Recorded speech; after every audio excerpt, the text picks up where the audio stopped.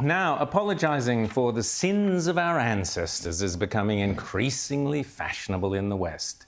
Even our own foreign minister, Penny Wong, has played into this narrative of shame, condemning the West for being sheltered in narrower versions of their histories. Have a listen.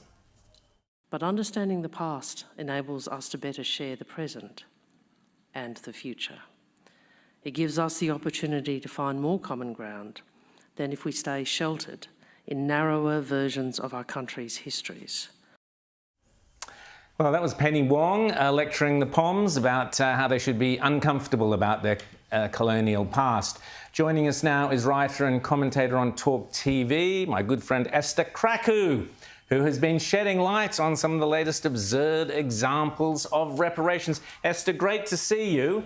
Are you ashamed of Britain's colonial past? Well, I mean, the thing is history, right? You can't rewrite it. You can't sugarcoat it. The reality stands as it stands. But I find that a lot of people that call for sort of reparations around sort of slavery reparations, for instance, take a very ahistorical view of sort of the British Empire, colonialism, but also slavery as well, and its kind of place in human history. Slavery is nothing new to the human condition. And I think the way that, it's discussed as if, someone of present day owes someone of present day who never experienced slavery some sort of reparations is absolutely ridiculous. I'm not sure if you were made aware of the example in the UK, particularly with this debate, but the BBC's very own Laura Trevelyan of the very well-known Trevelyan family has paid £100,000 to the Grenadian government as a form of sort of slavery reparations for the fact that her family owned 1,000 slaves across various plantations on Grenada. And the irony was that the actual compensation that her family received for ending sort of slavery or to getting rid of their slaves was around, in today's money, £3 million.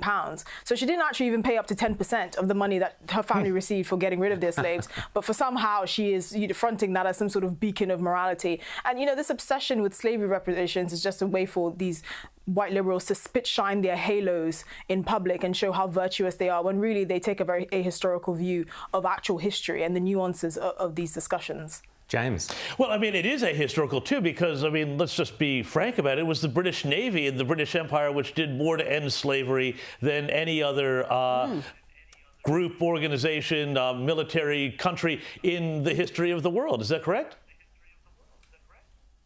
Well, yes, absolutely. And, I even made the point in my piece that I wrote for the Daily Mail that, another jurisdiction that's called for slavery reparations is San Francisco recently, who's called for millions of dollars to be freed up for black residents as a form of slavery reparations. I actually have family that live in San Francisco and were part of the Akan tribe in Ghana.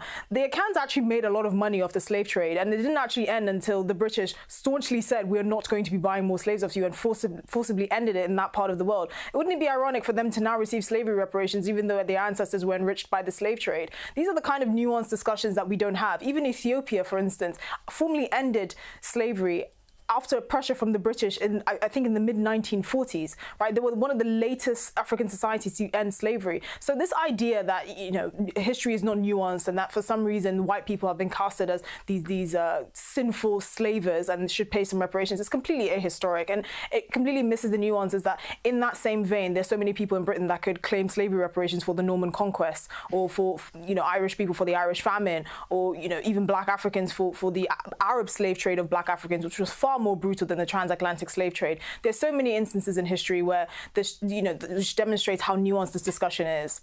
And it was good to see some pushback then when we had Penny Wong make those comments in London.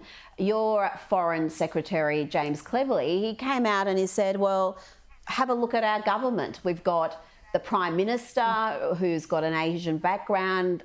James Cleverly himself has got an African background, and I think the Home Minister's also got an Asian background. So isn't that proof that there is equal opportunity and we don't need to talk about reparations, that anyone can become leader of a country?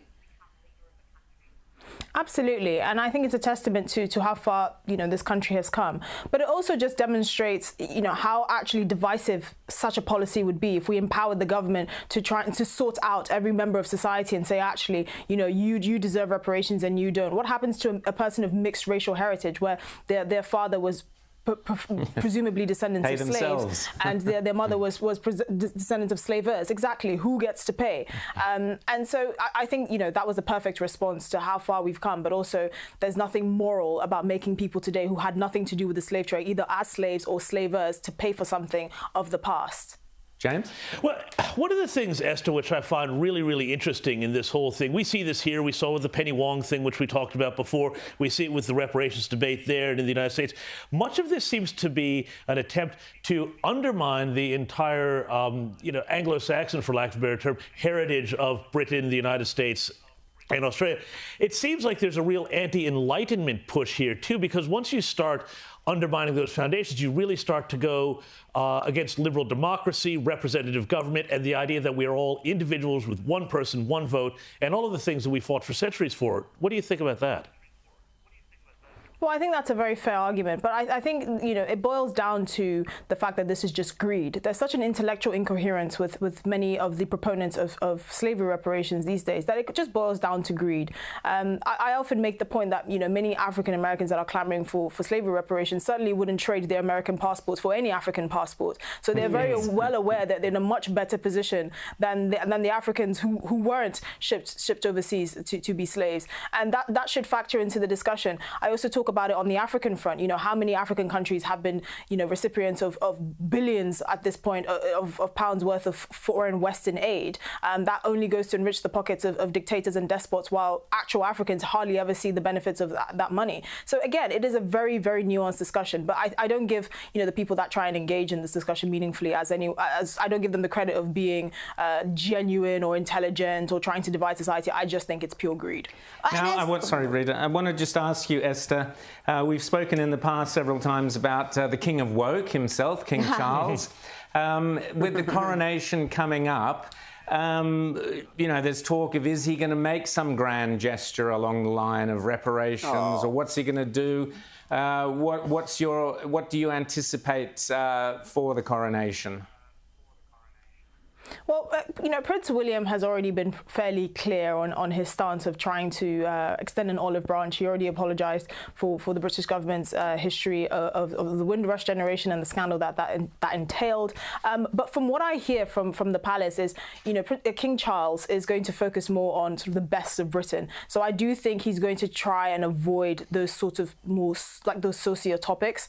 That's what I'm hearing. I do hope that he doesn't really go down that route of trying to touch into sort of divisive politics, because I just don't think that'll be helpful. And I also think, you know, with the furore around whether the Sussexes are actually going to attend the coronation, I think if King Charles is going to try and keep it as scandal-free as possible, given the fact that pair might make an appearance.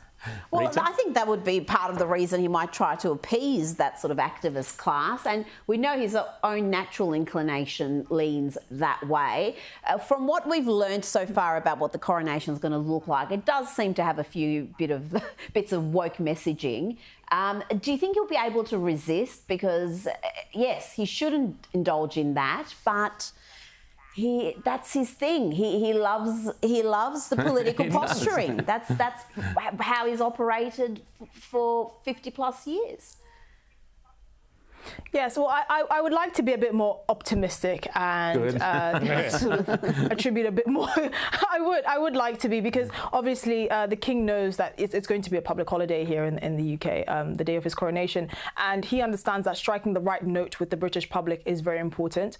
And so, like I said, I do believe the palace are going to try and keep it as scandal-free as possible. All the memories we hear from the palace is we're just going to try and, you know, highlight the best of Britain. I don't think anywhere in that will feature the contentious topic of slavery reparations, because if he really wanted to get very far in that discussion, he would just relinquish all his titles.